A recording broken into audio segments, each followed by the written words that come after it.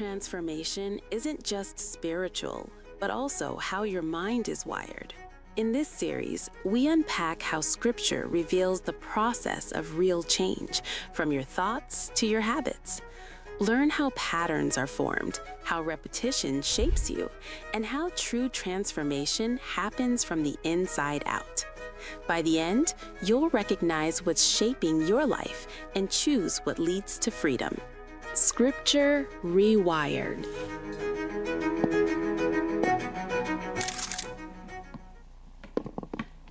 Praise God! Hallelujah! Good morning po sa ating lahat!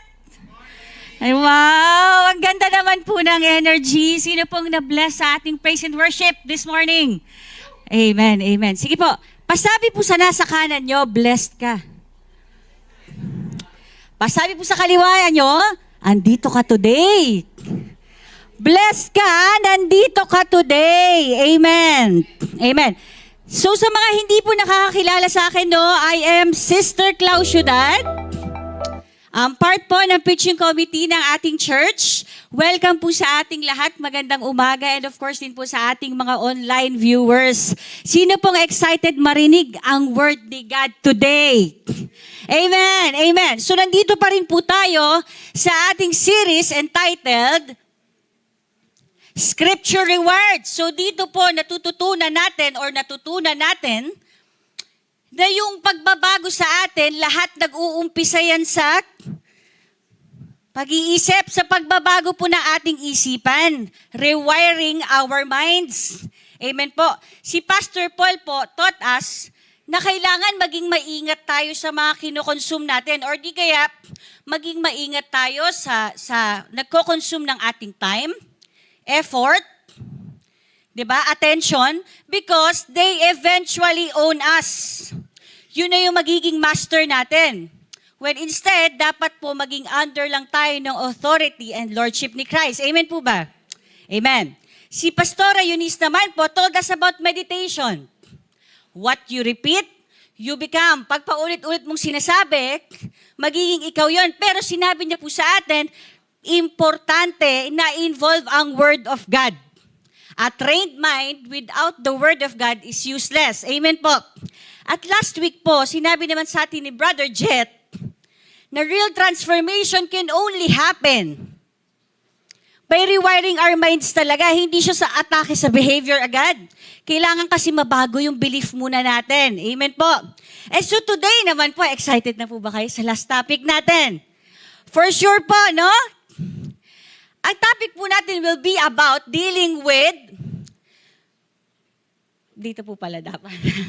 Basahin nga po natin. Anxiety. Ayan. Anxiety. Bata, matanda, sino po nakakaranas nito? Taas ang kamay. Okay. Clau, ano ba yung anxiety? Ha? Anxiety is a constant feeling of worry and nervousness that comes from trying to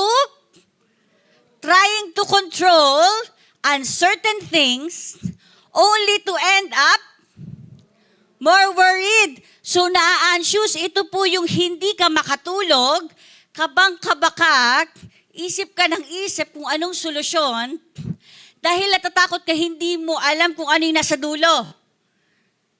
Magyayari dito, kailangan may plan A, kailangan may plan B. Diba? Sino pong nakaka-relate dyan? Okay, may mga causes po kasi ng anxiety, no? Misa po sa ating mga experiences. Diba? Before, naku, nangyari na kasi ito noon. Tapos ganito yung naging resulta. O di po kaya yung mga external factors ngayon na magkano na po ba ngayon yung presyo ng gas? Para pong bumaba ng konti, no? 71 po yung last namin ni Rafa eh. O 79 pala, sorry. Sorry pa. Meron po sa amin 79. Tama ba na sabi asawa ko? Hanap. Kinokorek ako. Ayan. Nakahanap po kami ng mura doon sa May Molino. Ayan. Okay. May mga external factors din po na nag-a-affect sa atin para matakot. Nagtataas ang bilihin, nagtataas ang gas, may mga war sa paligid, may mga nawawalan ng trabaho. So natatakot po tayo. Sino pong nakaranas ito? Ano kayong mangyayari sa amin? Para pong nung pandemic, no? Teka lang po, kinakabahan po ako sa inyo para pong seryoso tayo. Okay. So, pwede niyo pong tanungin sa akin, Clau, paano kami hindi matatakot? May mga anak kami. Wala kaming ibang dedependehan kundi yung mga sarili namin. Paano kami hindi matatakot? 'Di ba? Today po, ang babasagin natin, I will be at peace only if everything is okay. I will be at peace only if I'm in control and on top of things. Clau, hindi ako mapapanatag, hindi ako mapapayapa. Hanggat hindi ko nakikita na okay ang lahat, dapat okay ang lahat. Diba? Kapag nga po may bisita lang, no? Kailangan prepared. Ay, teka, yung kanin, nasaing na ba? Yan. Yung tubig, yung yelo, dapat prepared na prepared. Diba? Kasi may mga bisita kami. Kailangan, prepared yan lahat. Diba? So dito po, babasagin natin to, no? Magiging at peace lang ako pag okay na ang lahat, Clau. Kapag meron akong plan A to Z. At ano po ba nangyayari pag ganun? Diba? Dapat perfect muna para at peace ako. Pag ganun po kasi tayo, we depend on things that are changing and see it as the highest truth. Uy, may war. Naku patay, paano na tayo? Magkakagulo, mamamatay na tayo. Parang ganun po yung dating eh. Pag nakita mo, naku patay, wala nang hope. Ganun po agad eh. Kasi nagbe-base sa nakikita lang. Pag ganun po na dinedepende natin sa nangyayari, natetense po tayo. We're always fearful, unstable, and lacking peace. Instead of disciplining our minds. Amen. Amen. At ano pong mangyayari pag hindi po natin dinisiplin yung mga isip natin? Pag lagi po tayong anxious, araw-araw, magkakasakit po tayo. Tignan nyo nga po yung katabi nyo, mukha po bang anxious yan? Parang hindi naman, parang walang problema. Sabi mo sa kanya, brother, sister, sana all. Okay, di ba? Pag po hindi natin nabantayan na lagi na lang tayong anxious, iniisip-isip yung mga mangyayari, alam niyo po kahit sa physical nating katawan, nagre-reflect. No sis, kamusta ka today? Parang sis parang pinagbagsakan ng langit at lupa. Kasi mapapansin po talaga, no? Kahit sa physical. Pag naman po sa mental, mapapansin natin lagi ng negative thinking. Worst case scenario yung palaging naiisip. Tama po ba? Yung mga lagi pong nagiging anxious, nag-o-overplan sila, nag-o-overcompensate sila. O teka, mahal daw ang gas. Sige, 4 na tangke ng gas, iipon ko para secured na kami for the whole year. Diba? Ganun po siya. Yung para siyang mag-iisip ka ng sarili mong way para makontrol yung mga bagay. Only to end up, hindi ka pa rin at peace. Tama po ba? Ba? Kahit po sa pagtulog, parang may nagtatangsa sa pagtulog. Lord, sobrang takot. Okay ka lang ba? Kasi nga sobrang nadadala ng takot eh. Pati sa pagtulog, nadadala na yung problema. Gano'n na ba yung gas ngayon? Si Rafa po, pag yan, natutulog, ang dami ko naririnig. Tatakot ako sa'yo. Anong sinasabi mo? Di ba? Minsan po, may kalaban sa may kalaban sa panaginip. Natatakot ako, di ba? Okay. So habang yung mundo po ay tinatakot tayo ng tinatakot, yan, dapat matakot ka lang. Dapat ganito yung gawin mo. Ikaw kasi wala kang control. Dapat mo pa. Dapat triple secured ka. Diba alam niyo po, wala pong problema doon sa maging prepared tayo eh. Pero ang problema po, pag nagiging prepared tayo out of fear, doon po siya nagiging mali. So habang yung mundo po, sinasabi sa atin na matakot ka lang, wala nang peace sa mundo, nag-o-offer po sa atin si Jesus ng peace. Pasabi po yan sa katabi nyo, peace. Peace, amen. Today, mga kapatid, sinasabi ko po sa inyo, peace is possible. Paulit nga po, peace is possible. Amen. Yes, possible siya kahit na hindi okay lahat ng nangyayari. Kahit na hindi nagfo-fall into place lahat ng plano mo, peace is possible. Peace is possible even if your bank account has not reached this amount. Dapat ganito yung amount, dapat ganito, bago ako mapanatag. Diba? Tapos sasabihin sa'yo ni Lord, wow, kakalabas mo nga lang, hindi ka nga nagtitipid. Babalik sa'yo ni Lord. Diba? Yes, peace is possible even if you are not on top of everything. Akala mo, ikaw ang Lord ng buhay mo? Hindi. Diba? Kaya ka anxious kasi tinatry mong i-control. Hindi pwedeng mangyari. Nangyayari nga eh. Ano nga gagawin natin? Kaya po, ang title ng ating topic today, kung sinasabi ng mga tao, magiging at peace lang ako kapag ganito. Tayo po bilang mga Kristiyano, even if makukuha ko yung peace na nanggagaling kanino? Kay Lord po. So mga kapatid, let's bow down our heads and let's pray. Panginoon, maraming salamat po for this morning. Thank you, Father. We are so excited to receive your word. O God, gusto po namin ng kapayapaan na nanggagaling lamang sa'yo. Hindi kapayapaan na nanggaling sa gawa namin. Holy Spirit, surround this place. In Jesus' name. Amen. Amen. So, ngayon po, today, we're gonna talk about Clau. Ano ba yung dapat naming gawin to have this peace? No? Kasi kung ang mundo, para magkaroon ka ng peace, kontrolin mo. Para magkaroon ka ng peace, damihan mo yung bili mo. Dito po, i-base natin sa scripture. Ano ba yung sinasabi ng scripture para tayo'y magkaroon ng peace? And alam niyo po, kumapit po kayo hanggang dulo, no? Kasi napakaganda po ng ino-offer ni God sa atin. Napakaganda po. Our passage will be coming from Philippians. At ang Philippians po is written by Paul with Timothy. So, si Paul po talaga ang main author ng Philippians. Sabi po nila, sa study na nabasa ko, si Timothy lang daw po yung nag-abot ng letter na yon sa mga taga-Philippi. Philippian Church. Okay? So, ang audience po niyan is mga Philippians. At ang aim po ni Paul, bakit niya sinulat ito, is para i-encourage yung mga tao, yung church nung time na yon. Bakit po? Kasi nung time po na yon, ito po maganda to. Nung time po na yon, yung Philippian church, takot na takot sila. Dahil yung founder po nila mismo na si Paul ay nasa kulungan. Dahil po sa kanilang faith, kaya nakulong si Paul. So imagine niyo po, no? Isipin na lang po natin, ito po, iisipin lang naman po, no? Si Pastor Paul po, si Pastor Paul nga po mismo, no? Na-arrest siya dahil sa faith niya, tas tayo pong nandito, gagawin natin. Baka tayo na ang next. Tutuloy pa ba tayo? Baka tayo, may anak ako eh. Alis na lang kaya ako. Baka next pagkagising ko, barilin na lang ako, wala na.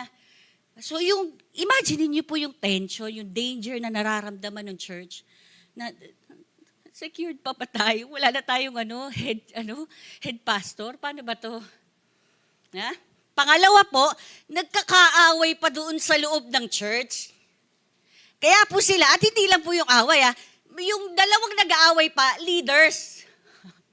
Kaya isipin niyo po siguro, yung nangyayari doon sa church, parang, ano ba to? Saan ba ako, yung founder namin nandun sa kulong, eto naman nag-aaway. Lord, saan kami? Wala kaming security. Tutuloy pa ba kami? Di ba? Siguro nag-uusap-usap na sila, no? Tuloy ka pa ba? Ganyan po yung state nila noon. So imagine niyo po, si Paul sinusulat do. Nako, dito ako ngayon sa kulungan. For sure! Sure ako! Natatakot na yung mga yon. Kaya sinulat niya po ito. Bago po yung mga verses na babasahin ko, sinabi po ni Paul dyan, alam ko yung nangyayari sa mga leaders niyo dyan na nag-aaway-away. Be considerate with one another. The Lord is near. papunta na si Lord, di ba? Darating na si Lord. Mag-intindihan kayo. At ito po yung sinabi niya sa susunod na verses. Ganda po nito. Okay. Sabayan niyo po ako. Hindi po. Titigil po ako. Kayo po magbabasa. Okay. Do not be about, but in everything by and with, let your requests be made known to God. Ganda. And the peace of God, which all understanding will and minds in Christ Jesus. Finally, brothers, whatever is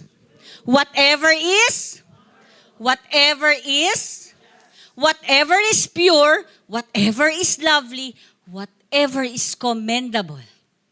If there is anything, think about these things. Habang sinasabi sa'yo ng mundo, gumawa ka ng plan A to Z. Hindi ka na secured eh. Wala kang ibang pagdedependehan. Ito yung isipin mo, buong araw, isipan mo ng paraan.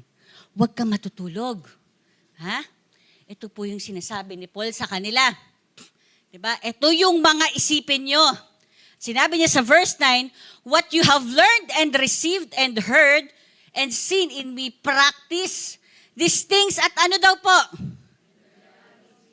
Hindi lang basta kapayapaan ng Panginoon ang matatanggap mo, pati presensya niya. Palakpakan po natin si God.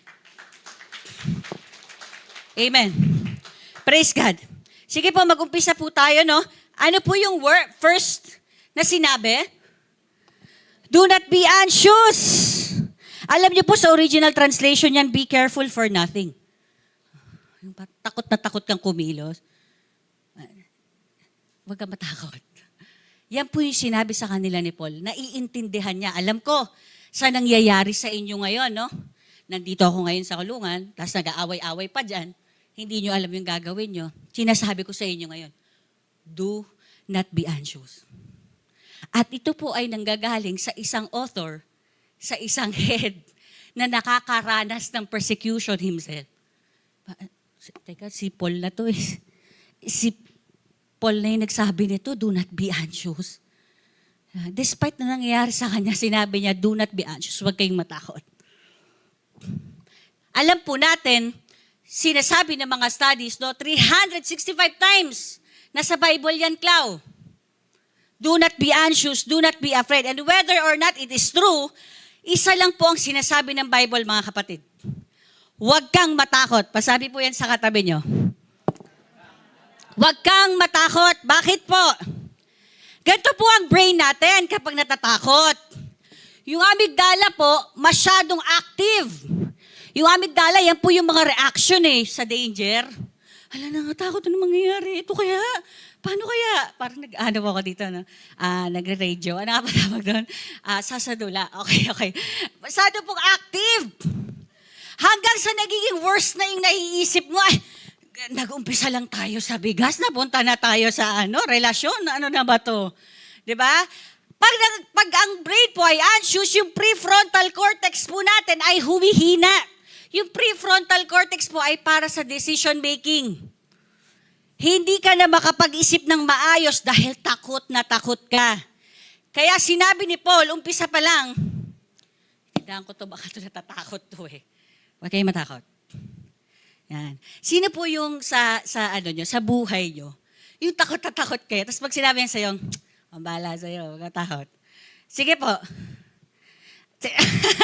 Sino po? Mga asawa nyo? Si Rafa po, ano naman po, pag sinabi po talaga yan, huwag ka matakot. Na-encourage naman po ako. Pero pag sa rides, alam ko po talaga, hindi yan. Kasi po, takot po talaga siya sa rides, no? Pero merong tao sa buhay natin, pag sinabi niya, huwag ka matakot, katakot. Parang nakakampante po tayo, no? Ito po, si Paul yun eh. Huwag kayong matakot. Kasi pag natatakot kayo, di kayo nakakapag-isip ng maayos eh. Ano pong sinabi ni Paul? Don't be anxious about anything. Ano ba yung kinakatakot mo? Lahat, pamilya, pera, relasyon, church, ministry. Lahat ng nasa isip mo, pag-aaral, don't be anxious about anything.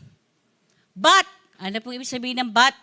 No, hindi niya lang sinabi, huwag kayong matakot. Tapos yun na. Hindi po, may sinabi siya, but, in everything, sa lahat ng bagay, sa lahat ng pagkakataon, ano daw pong gagawin? By prayer and supplication. Yung prayer po, pagdadasal natin sa Panginoon, yung supplication, pagsasamo natin sa Kanya. Maganda po ng formula, no? Marami pong ina-advise sa atin yung mundo eh. Pero sa Bible, nakalagay, alam mo, huwag ka matakot. But in everything, by prayer and supplication, let your requests be made known to God. Mga kapatid, ang first po, para ma-attain natin yung peace na binibigay ni God, number 1, release. Prayer. Pasabi po yan sa katabi nyo, release. Diba? Iba po yung baka naman po iba na yung release na nasa isip nyo. Release! Okay? Ito po ay we cast it to heaven. Ano ba yan, kapatid? Release it to Him.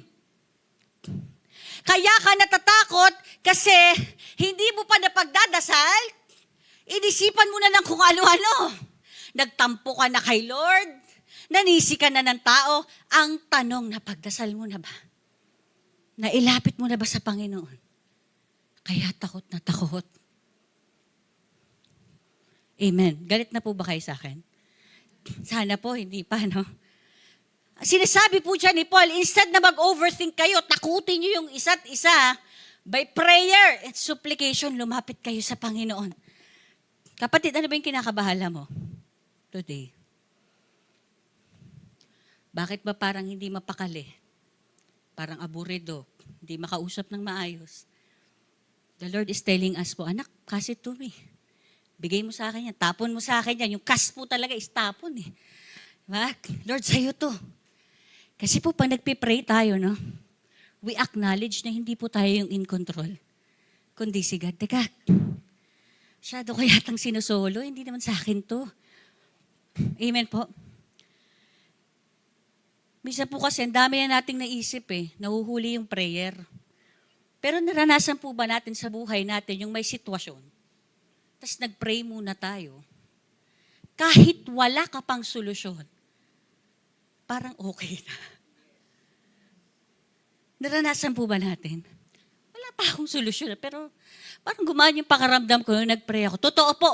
Kasi po kahit sa science, ang sabi nila, pag nagdadasal ka, nagre-release yun ng dopamine, positive hormones.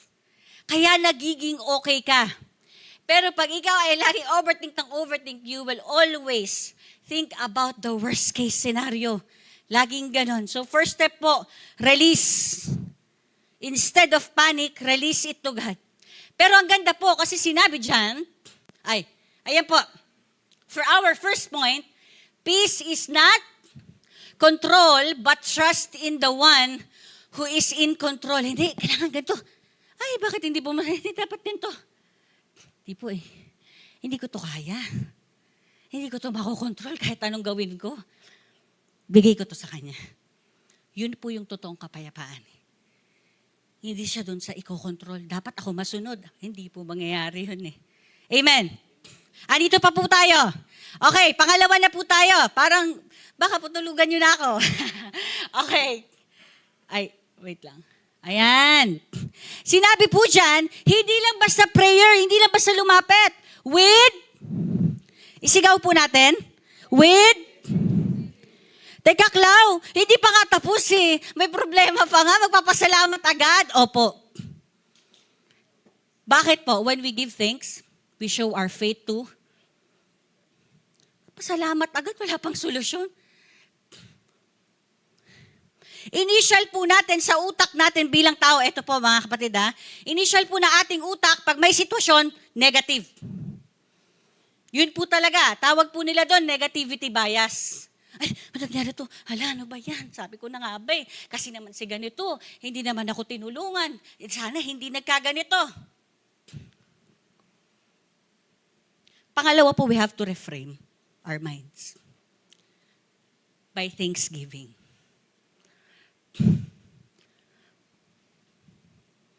Ang default po kasi ng ating utak, negative.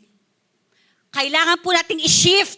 Teka, ito yung sitwasyon bilang Kristiyano, anong gagawin ko? Negative. Hindi. Ang gagawin mo, i-reframe mo. Ito yung nangyayari. Ito yung frame. Titignan ko siya sa ibang angle. Anong mapagpapasalamat ko dito? Teka, intentional po yun, di ba? Ang hirap po eh. Kasi nga yung utak natin, wired siya talaga na negative agad. Hindi po, bilang Kristiyano, ang gagawin natin, i-reframe mo yung utak mo. Despite the situation, anong mapagpapasalamat ko? Ba, we train our minds to intentionally see. Sa psychology po, ang tawag nila dito, cognitive appraisal. Ibig sabihin, choosing to see differently in order to feel differently. Nakuha po ba natin? No? Intentionally, titignan mo ano yung maganda para maging maganda rin yung nararamdaman mo. Wow. Example po. Ngayon pa talaga nangyari to. Pa? Naranasan na po ba natin yun? Ngayon talaga, Lord? Isa po sinisigaw natin. Ngayon talaga, ang galing talaga ng timing mo, Lord. The best ka. Diba? Minsan, nagiging ano pa tayo ka, Lord? Sarcastic, ano? Pero reframe natin. Ngayon pa talaga. Buti, ngayon nangyari. May kasama pa tayo. May advice tayong makukuha. Buti na lang ngayon nangyari, at least magagawan pa natin ng solusyon. Amen. Ganun po siya eh. Ito yung sitwasyon, i-reframe mo ng konti. Kasi imposibleng wala kang mapagpapasalamat dyan eh. Kasi nasa Bible yan eh. Always. Thanksgiving. Di ba? Makikita po natin sa Bible, puro thanksgiving. Ano pa? Paano na kami makakabayad nito? Marami po kaming times na ito na Rafa, lalo na nung first years namin eh. Tinginan na lang kami. Na parang as if, pag nagtinginan kami, parang magkakaroon ng pera eh. Parang gano'n. Hindi eh. Parang magbabayad nito. I-reframe mo. No? Teka. Nangyari na to noon. Nalagpasan namin noon. Malalagpasan din namin ngayon. Lahat ng problema may solusyon. Ganun po siya eh. Kasi po pag lalo pong natin negative, wala nang pag-asa. Wala na talaga. Kasi yun po yung isip natin. So pangalawa po is reframe. Bakit po? Anong nagagawa sa atin when we give thanks? It shifts our mind to God instead of our circumstances. No? We highlight more of His goodness. Ito po yun eh. Hindi mo sa dinedeny yung nangyayari. Ay, ito yung nangyayari. But I still see that God is in control. God is still good. He is still bigger than this problem. Ito yung nangyayari, pero ito din yung Diyos ko eh. Parehas totoong nangyayari, pero ano yung mas angat? Ganun po kasi siya eh. Nagigets po natin yung rewiring. Hindi po tayo katulad yung sa mundo eh. Kung paano mag-isip, hindi po ganun eh. Tataasan mo yung rewiring mo yung pag-iisip mo. Kung paano mag-isip dapat ang Kristiyano, may Diyos ka eh. So lahat ng tao nagpapanik, lahat ng tao nagpapanik buying, ikaw nagdadasal ka, nag-a-ask kay Lord ng guidance. Lord, ano pong dapat naming gawin? Amen.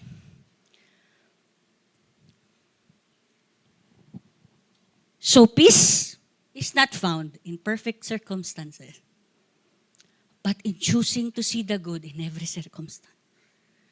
Pag hinintay po natin na maging perfect ang mga nangyayari, hindi po mangyayari. Kahit po pumuti na yung buhok ko, hindi po mangyayari perfect.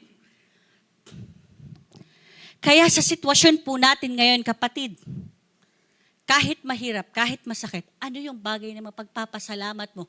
Kahit isa lang. Isipin po natin. At sinabi po dyan, by prayer and supplication, with thanksgiving, let your request be made known to God. Bigay mo sa Panginoon yan. Release. Tapos reframe mo yung isip mo. Anong mapagpapasalamat mo? At sinabi po sa next verse, and the peace of God, which surpasses all understanding, will guard your hearts and your minds in Christ Jesus. And the peace of God, hindi po peace of mind, hindi po peace na binigay ng mundo, hindi peace na binigay ng security ng boss mo. Pay raise. The peace of God, pag nagdasal ka, nagpasalamat ka, binigay mo sa Kanya, the peace of God, which surpasses all understanding. Ibig sabihin po ng surpasses, hindi po na siya sa atin galing eh. Galing lang po talaga sa Panginoon eh. Yung peace po dyan, ang ibig sabihin, the tranquil state of a soul assured of its salvation, fearing nothing, wala kang kinakatakot. Hindi dahil sa magaling ka, hindi dahil sa secured ka, pero dahil yung peace mo nanggagaling kanino? Kay Lord po. Amen. It surpasses all understanding. It means it goes beyond any emotion or any situation.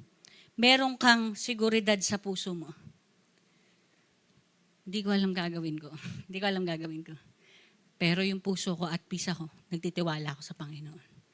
Hindi ko alam yung solusyon, hindi ko alam mangyayari sa dulo nito. Pero nagtitiwala ako sa Panginoon.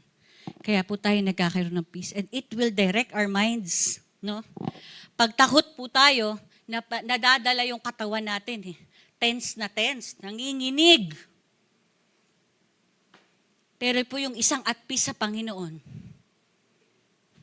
wala po yung solusyon, pero meron yung Diyos. Kaya at peace yan. Yung peace po ni God yung magdadirect sa atin. Anak, kumalma ka. Andito ako, kasama mo ako dito. Hindi ka mag-isa. Sabay tayo dito, so solusyonan natin to pareho. Hindi mo kailangan suluhin. Ito yung kailangan mo, ito yung way para ma-perceive mo siya. Ganito anak. Diba? Ito yung nangyayari, pero anak, kita mo ganito.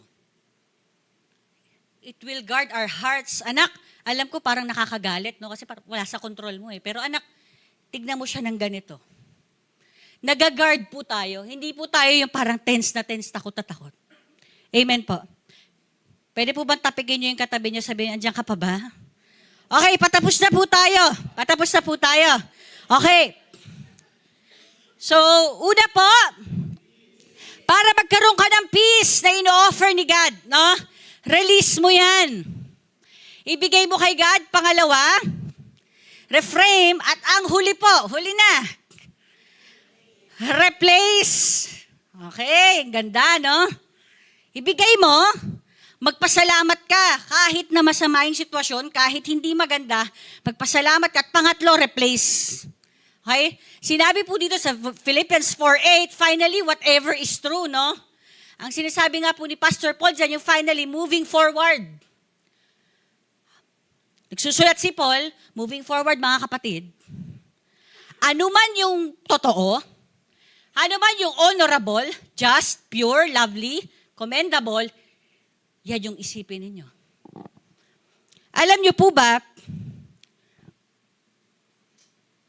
91.4% of our worries did not come true. Based sa study po yan. Ito po yung citations. Ano pong ibig sabihin nito?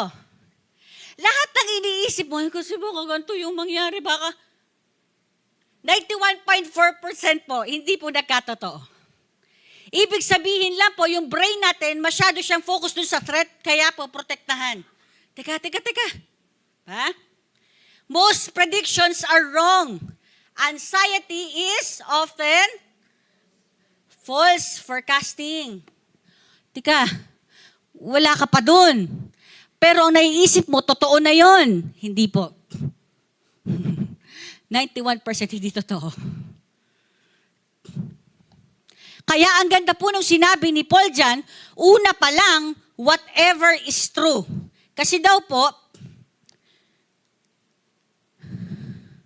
sa cognitive restructuring, ang unang tanong kapag ikaw may magpapa-counsel? Magpapa-counsel, tama ba? Ang unang tanong, sige, share mo lahat ng thoughts mo. Sige, bigay. Ang itatanong daw po sa iyo ng psychiatrist or psychologist, is that thought accurate or distorted? Yan ba talagang naiisip mo? Totoo o naano na lang kasi inisip mo ng inisip? Ganda po, no? Kasi bago pa man siyang maano ng mga studies, sa Bible po, 2,000 years ago, alam na. Una pa lang. Kapatid, Yan ba ay totoo? Yung mga naiisip mo. Pangalawa, honorable. Kapuri-puri ba yan? Just ba yan? Bagay na tama sa paningin ng Diyos? Pure. Malinis ba yan? Malinis ang intention? Lovely ba yan? Pleasing, di ba? Commendable ba yan? Bagay na karapat dapat purihin? Kung meron mang any excellence, anything worthy of praise, mahusay, commendable, think on these things. At alam niyo po ba yung think dyan? Ang ibig sabihin po dyan, to reckon. To take into account. Ibig sabihin, nagiging responsible ka. Teka, kapatid, ang dami mo nang naisip. Yan ba ay totoo? Yan ba ay honorable?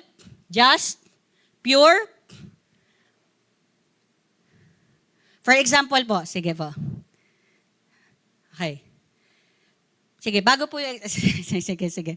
For example po, sige, unahin na ito to. Ang daming problema. Hindi na yata kami mahal ni Lord. Yan. Hindi na yata kami mahal ni Lord. Ang dami namin problema eh. Yun po ba yung totoo? Ano po sinasabi ng Bible? He even gave His Son for you. Ano pa yung hindi niya kayang ibigay sa'yo? Walang kahit anong sitwasyon, kahit anong bagay makakapag-separate sa'yo sa pagmamahal niya. Yun po yung example eh. Masasabi mo agad eh. Totoo ba to? Pag naisip mo, di yata kami mahal, nakalimutan na kami. Ay, kahit po yung bilang ng buhok ninyo, alam na alam po niya. Pangalawa, nag-away kami ng asawa ko. Nagalit ako sa hindi ko na lang siya papansinin. Ayan, sino nakaka-relate po, mga babae? Hindi ko na lang siya papansinin. Grabe na siya. Tagang, full of emotions. Sabi sa'yo ni Lord, anak, just ba yan? Naiisip mo sa asawa mo? Pure ba yan? Gather mo muna yung facts, no? Intention niya ba, saktan ka? Yan, di ba? Kasi po pag galit, parang hindi mapipigilan eh. Ibablock ko na siya sa Facebook. Talagang lahat ng mga kaanuhan, galit, talagang, di po eh. Pag tayo po ay under ni Christ, hindi po tayo ganun mag-isip. Teka, anak, asawa mo yan. Yan. Naalala mo ba, 20 years ago, yan yung pinakasalan mo. Yan. Parang ka biglang kakalma, no? Nag-iisip ka na. So, nagigets po natin. Nagigets po. At again, last na po, para sa tindahan natin. For example, yung pagtaas ng gas. Ang taas naman talaga ng gas. Kapag po nagpapagas kami ni Rafa, isa lang po yung tanong ko dyan palagi pag nagpa-full tank kami. Dad, anong first digit? Alam ko na eh, ang sakit sa puso, di ba? Mataas ang gas, Clau. Totoo, hindi? Totoo. Pero anong pwede mong maisip? Ano pa yung isang totoo? Meron pa rin kami nakain today. Ano yung what is lovely about it? Ano bang lovely dito? Ang mahal? Kahit ganito, makikita mo yung mga tao nagtutulungan pa din. Marami pong churches ngayon. Nag-step up, tumulong sa mga drivers. Anong commendable? Resilience ng tao. Anong praiseworthy? Hindi tayo pinabayaan ni Lord nung pandemic, hindi niya rin tayo papabayaan ngayon. Amen! Amen! Praise God. So tinuturuan lang po tayo ng Bible, i-filter mo yung thought mo, i-disiplinahin mo yung isip mo. Kaya mong madisiplina yan. Hindi mo pwede sabihin, ay nakakatakot. Kaya mong disiplinahin yung isip mo. Kaya mo. Eto bang naiisip ko, deserve ng space sa utak ko? Gusto ba ni Lord, ganito ako mag-isip? Kapag hindi po, tanggal. Don't meditate on it. Nak, mali yan. Stop. Stop nyo na po bago po magtuloy-tuloy. Amen. So when we release it to God, we reframe and we replace. Bakit i-replace, Clau? Kasi po, pag hindi nyo po yan i-replace, babalik lang po yan sa dati. Negative thinking lang po ulit. Kaya kailangan po, pinapalitan ng mabubuting thoughts. Kaya po, bantayan po natin yung mga pinapapasok natin sa isip natin. Hindi po lahat na nakikita natin, yun na agad ang totoo. Hindi po lahat na nafe-feel natin, yun na agad ang totoo. Peace is not ignoring reality, but facing it with the mind stayed on Him. Hindi mo siya sinasabi na, hindi, sige, wag ko na lang pansinin yung nangyayari para maging okay ako. Hindi po ganun eh. Sige, ano na lang tayo. Okay lang yan, hindi yan. Parang toxic positivity na. Hindi po eh. Nangyayari yung reality, pero ito, haharapin ko to, na yung utak ko nakafix lang kay Lord. Kasi He's the only constant thing in this world. Amen po. Sabi nga po sa Isaiah 26:3, basahin po natin mga kapatid, no? 1, 2, 3, go.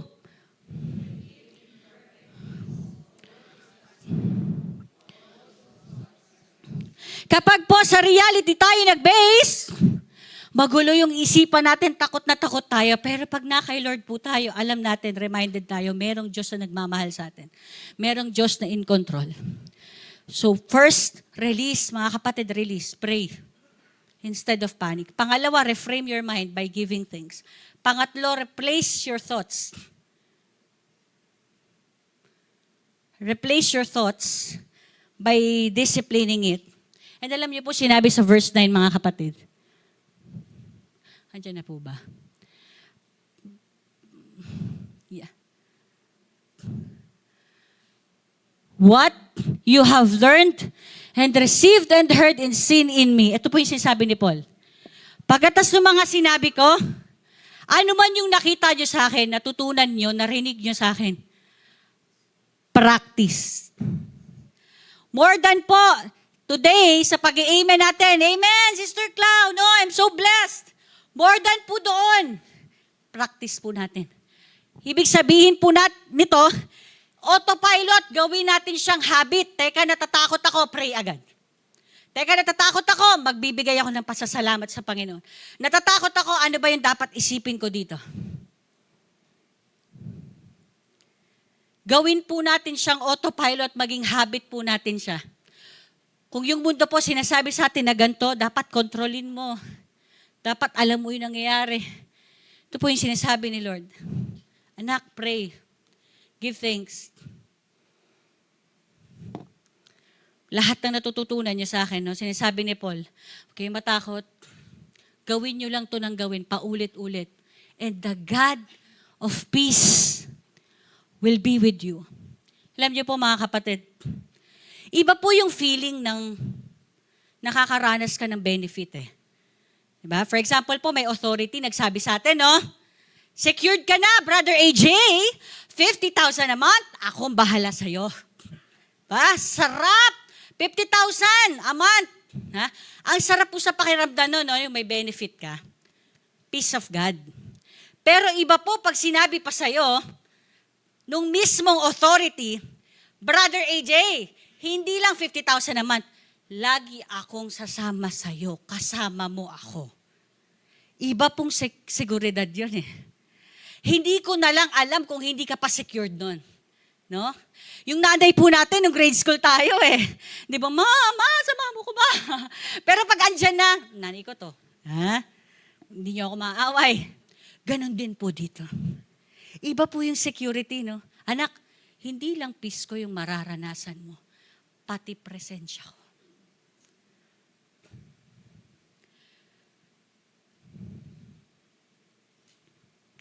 Pati presensya ko. Ganyan ka ka-secured sa akin. Hindi kita iiwan. Hindi kita pababayaan. Bigay mo lang sa akin lahat yan. Akong bahala sa'yo. Now, I want to share po before I end a personal story, no?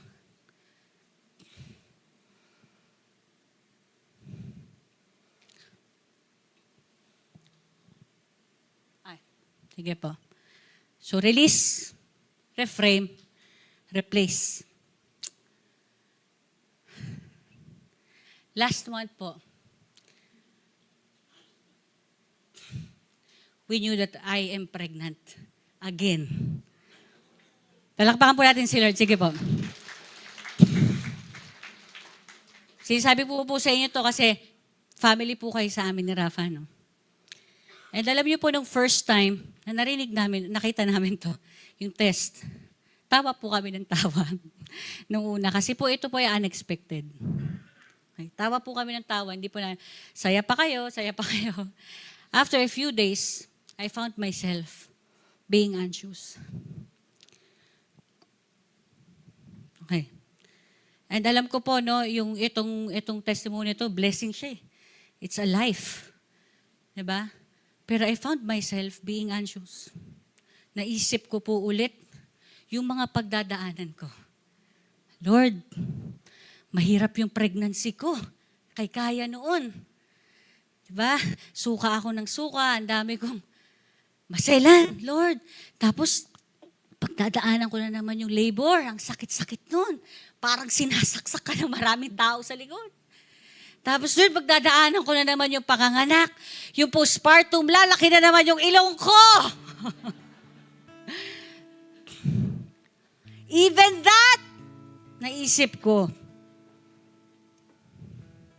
Lord, kababalik ko lang sa pagpipreach, no? Ngayon pa lang ako bumabalik sa dating katawan sana, no? Lord, bakit naman ganito yung timing mo? Ha? Nagbe-breastfeed pa ako kay Kaya eh. Nagsisimula pa lang ako ulit makabalik. Lord, bakit? Ha? I was so focused on the pain. I was so focused doon sa anxious thoughts. Kaya ko ba, Lord? Dalawa na. Teka, gumawa po ako ng solusyon sa utak ko kaagad. Siguro dapat ganito, para di ako mahirapan. Tapos ganito. And you know what, mga kapatid, instead of God condemning me, the Lord spoke to me. Instead of focusing on the pain, the anxious thoughts, focus on my purpose. What is lovely about it? You're gonna have another child. Magkakaroon si Kaya ng kapatid. That being in your womb will serve the Lord. Clau, huwag ka matakot. Kung fully paid yung kay Kaya noon, magiging fully paid din ngayon. Kung nakaya mong umiri ng walang anesthesia, kahit biogesic, malay mo may ibang storya din si Lord ngayon. Takot na takot po ako. Why? Ito yung bagay na hindi mo kontrolado eh. Para kang, ito, hindi ko ito in-expect. Diba? Hindi ito planado. Paano to, Lord? Diba? At sinasabi po sa akin ni God, anak, fix your eyes on me. Kasi masyado ko pong naisip yung katawan ko, yung mawawala na naman sa akin, yung sakit na dadanasin ko. Pero dun po tayo sa other side. There is a life in your womb. You are called to be a mom. And that child will serve the Lord. Bakit mo nasabing hindi mo kaya? Yun po yung sinasabi sa akin, Lord, bakit hindi ko kaya? Ganito gagawin ko. Bakit? Saan nang galing yun? Na hindi mo kaya? Totoo ba yan? Lord, baka masakit. Baka may masabi na naman yung mga tao. Saan mo nakuha yung may masasabi yung mga tao? At ano naman kung may masasabi yung mga tao? Kasama mo ako. Sinamahan kita noon, sasamahan ulit kita ngayon. I will show you that I am faithful, then I will be faithful now. Yun po yung rewiring eh. Sa buong series po na ito, sabi ko kay Pastor Paul, ayoko ng series na to. Kasi nabago ako nito. Tumatak siya sa puso ko. And I want to end po with this, no? Peace is not the absence of trouble, but the presence of Christ. Hanggat ando doon po yung presensya ng Panginoon, okay po tayo. Lord, will mo ba to?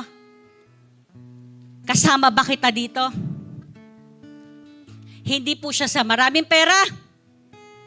May mga solusyon? Hindi po eh.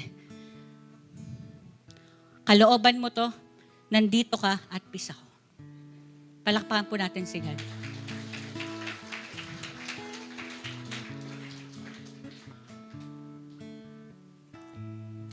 Now mga kapatid, let's bow down our heads po, no? And I don't know po, you coming here, di ko po alam kung ano yung dala-dala nating lahat. But I just pray that you will receive the peace that comes from the Lord. And I pray that not only His peace, but the God of peace will be with you. Be assured right now. Be assured that you can have peace from the Lord. Sige po, i-lay down natin. I'm giving you time, even for a short time. Ano yung mga wino-worry mo? Ibigay mo sa Panginoon yan. Ano yan, anak? Ano yung iniisip-isip mo palagi, kinakatakot mo? Ibigay mo sa akin yan, sa paanan ko.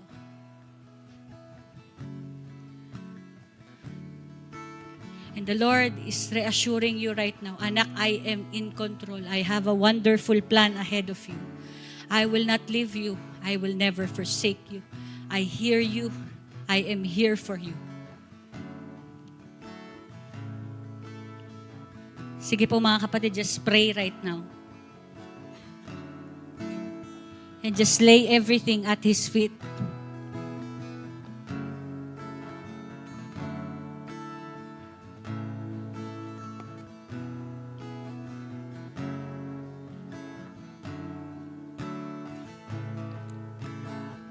Salamat po, Panginoon, sa araw na ito. Salamat po sa goodness mo. Salamat po sa salita mo. Alam po namin, Lord, na nangusap po sa amin yung kapangyarihan ng salita mo, Panginoon. Thank you, Lord, for the peace. Thank you, Lord, for your presence. And today, uuwi kami. Wala kaming solusyon, Panginoon. Hindi namin alam yung mga mangyayari. Natatakot kami bilang tao. Pero Lord, mas naniniwala kami, Ikaw ay totoo. Ikaw ay mabuti. Mahal na mahal mo kami. Salamat, Panginoon. Sa iyo po lahat ng kapurihan at pasasalamat. In Jesus' name. Amen. Salamat po. Pahabol lang po, no? Meron po akong ginawang activity lang po dyan. Kung wala po kayong gagawin sa inyong mga win groups, pwede nyo rin po itong gawin. Ay, pa-next nga po. Sorry. Ayan. So, tinawag ko po siyang piece of paper. Wow, okay. Ilalagay nyo lang po, ano ba, bakit ka ba natatakot? Okay. Lagay nyo po dyan. Pinag-pray ko na ba to? Yes or no? Ano ba yung pwede kong ipagpasalamat dito? At huli po, ano yung mga pwedeng thoughts na isipin ko na totoo, pure, lovely, excellent? Ayan. Salamat po and God bless everyone.